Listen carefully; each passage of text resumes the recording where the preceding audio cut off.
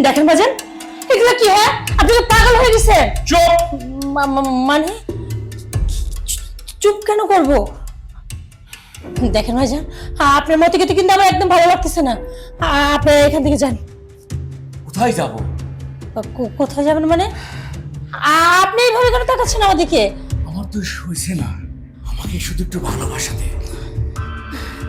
আমি তোমাকে গাড়ি বাড়ি টাকা পয়সা সব দেব, আমার খালি একটু সুখ দাও।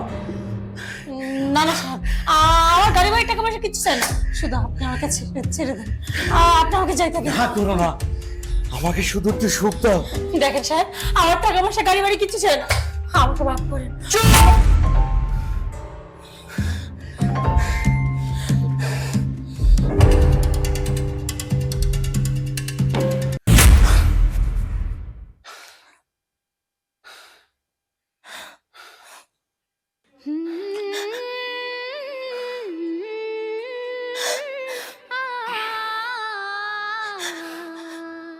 সাহেব, কাজটা আপনি ঠিক করলেন না।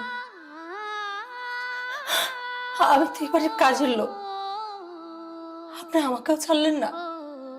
আপনি তো আমাকে কখনো বিয়ে করবেন না, তাহলে কেন আমার এত বড় সর্বনাশ করলেন? আরে বিয়ে তো একটা শুধুমাত্র খাতা কলম, তুই তো এবার রানীর মতো থাকবি, তোর কোনো জিনিসের অভাব নাই, টাকা পয়সা গাড়ি বাড়ি কোনো জিনিসের অভাব নাই, তুই মনে করবি এই বাড়িটাই তোর।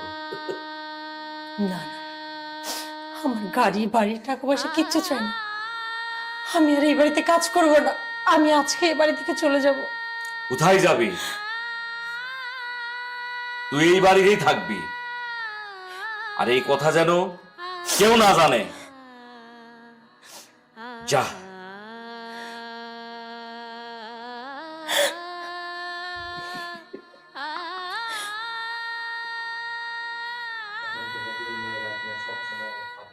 এখন থেকে দিন রাত সব সময় তোকে খাবো আমি, যখন ইচ্ছে হবে তখনই তোকে খাবো।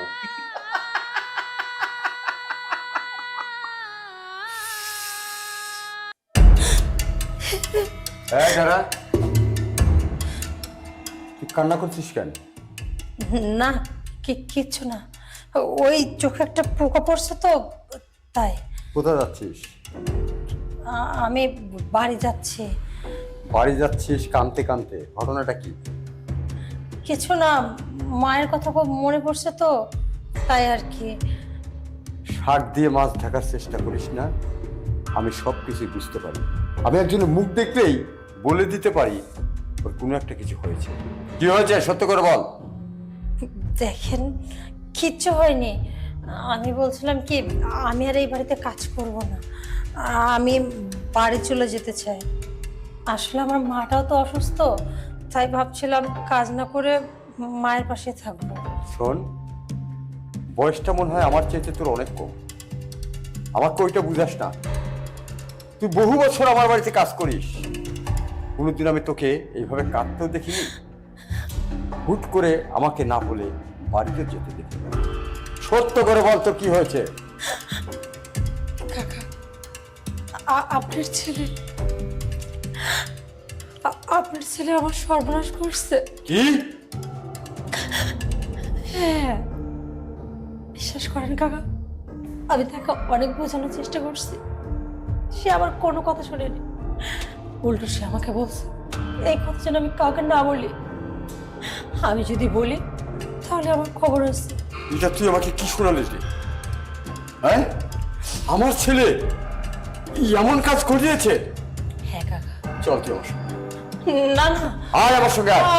আমি ওর সামনে যাবো আমি না। বলছি আমার সঙ্গে আয়। কাকা আমার কথাটা শোনে। এই নাম নাম, এটা তুই কি করলি? হ্যাঁ,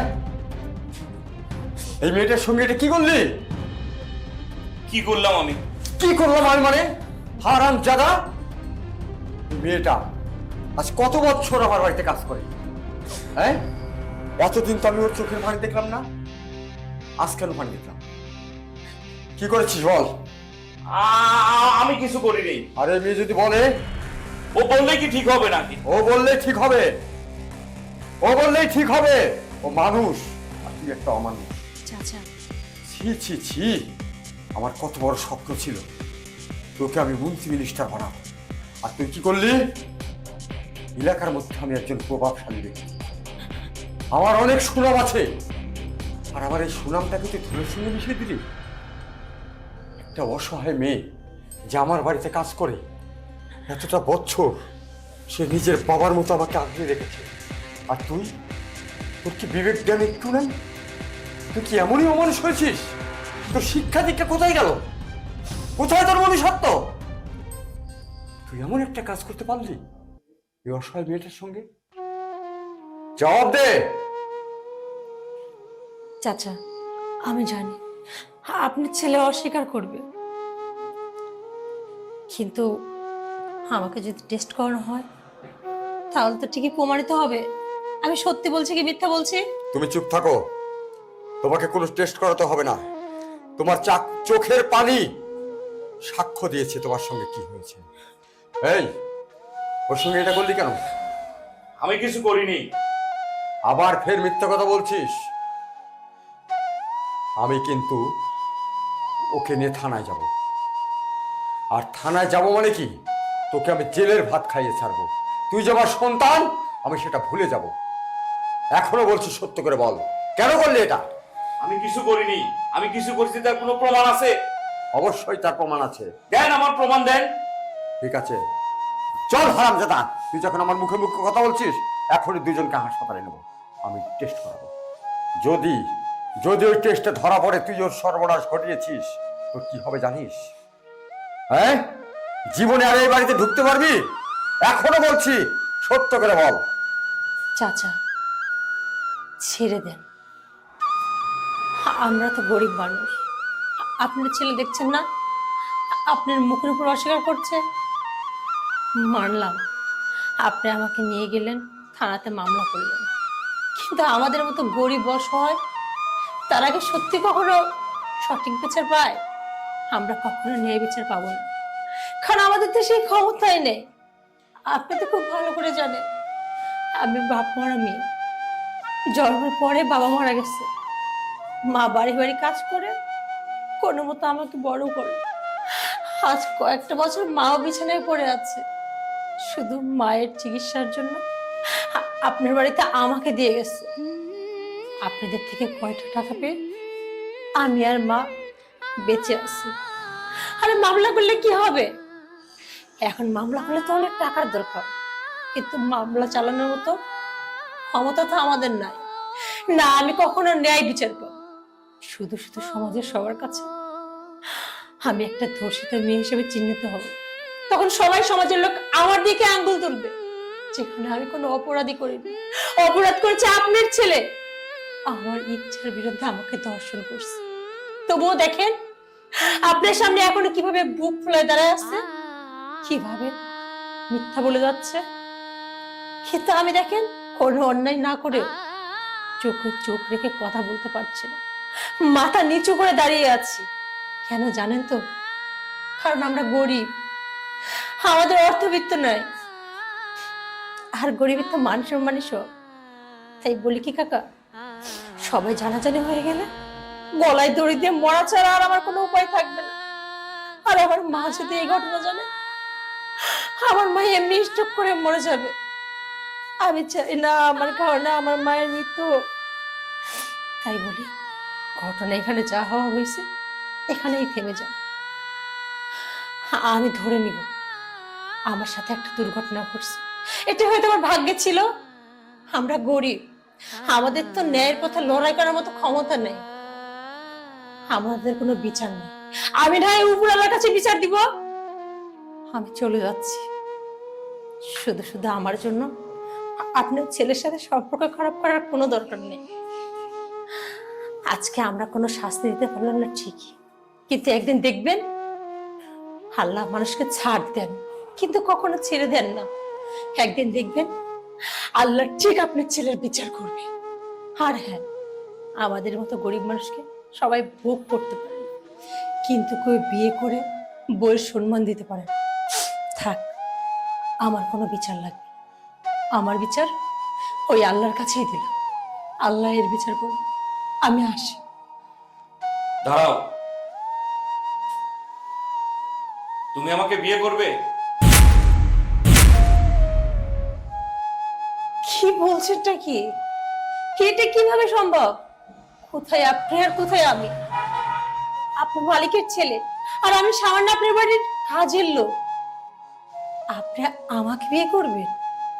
আজকে আমার চোখ খুলে গিয়েছে। এতদিন আমি মানুষকে মানুষ মনে করতাম না, কুকুর মনে করতাম। আজকে তুমি আমার চোখ খুলে দিয়েছো। সত্যি তুই ওকে বিয়ে করবি? হ্যাঁ বাবা। যাক, আজকে আমি বুঝতে পারলাম যে আমার ছেলেটা জ্ঞান বুদ্ধি ঠিক আমার মতোই হয়েছে। শোন বাবা, এই অসহায় মেয়েটা যেভাবে কথা বলছিল না, আমার ভিতরটা কেমন যেন কেঁপে উঠছিল। ও বলল না যে আল্লাহ পাক ছাড় দেন কিন্তু ছেড়ে দেয় না, আমার বিচার আল্লাহ করবে। দেখ, তার ভিতরে যে দুঃখ যন্ত্রণা নিয়ে সে কথাগুলো বলছে, এই কথার এমন ধার, এত তাপ, এই তাপের কারণে একদিন আমরা ধ্বংস হয়ে যাব। তুই ধ্বংস হয়ে যাবে, আমার এই সংসারে কিছুই থাকবে না। এই প্রাসাদে দেখবি একদিন অন্য লোক বসত করত। কেন জানিস? এই এই সমস্ত অসহায় মেয়ের অভিশাপের কোথায়? তুই একটা সুন্দর সিদ্ধান্ত নিয়েছিস, আমি স্বাগত জানাই তোর সিদ্ধান্তকে। বাবারে, আসলে আমিও এটাই ভেবেছিলাম, অপরাধ যখন আমার ছেলে করেছে, এই মেয়েকে আমি যেতে দেব না। এতে করে আল্লাহর কাছে আমরা দায়ী হব, আমাদের পাপ হবে, মেয়েটার অভিশাপ আমাদের লাগবে, এমনকি সমাজের কাছে আমরা হেউ হয়ে যাব। সমাজও আমাদের দিক থেকে মুখ ফিরিয়ে নেবে। আমি সিদ্ধান্ত নিয়েছিলাম যে আমি আমার ছেলের অপরাধের সাজা হিসাবে আমি তাকে পুত্রবধূর সম্মান দেব। কিন্তু দেখলাম আমার ছেলে নিজেই তার অপরাধের দায় স্বীকার করে নিল। আমি তোর উপর খুব খুশি। জানি মানুষের বিবেক কখন খোলে মানুষ জানতে পারে না। আল্লাহ পাক মানুষকে কখন হেদায়েত করে কেউ জানতে পারে না, কারণ হিদায়াতের মালিক তো ওই একজন। যা হোক, আমার না খুব ভালো লাগছে। মারে, যেহেতু আমার ছেলে স্বীকার করেছে সে তোমাকে বিয়ে করবে, বিয়ের সকল ব্যবস্থা আমি করছি। দেখো মা, যেটা হওয়ার হয়ে গেছে, আমার ছেলে তো সিদ্ধান্ত নিয়েছে, আজ থেকে তুমি আর এই বাড়ির কাজের মেয়ে নয়, তুমি এই বাড়ির পুত্রবধূ। আমি কাজের মেয়ে প্রয়োজনে আরো 2টা রাখবো, তবু তোমাকে দিয়ে কোনো কাজ করাবো না। দেখেন বাবা, আমি তো সব কাজে জানি, আর নিজের সংসারের কাজ নিজে করব, এতে কাজের লোক রাখার কি আছে? আমি বলি কি, আমার হাতে রান্না খেতে খেতে তো আপনাদের অভ্যাস হয়ে গেছে, আর কাজের লোক রেখে ঘর ঝাড় দেওয়া, থালা বাসন মাজা, এটা আমি নিজেই পারবো। না না না, আমার বৌমার হাত দিয়ে আর রান্না করায় ওই গরম পাতিল, কালিয়ালা পাতিল ধরাতে আমি কিন্তু পারবো না। কি বলিস?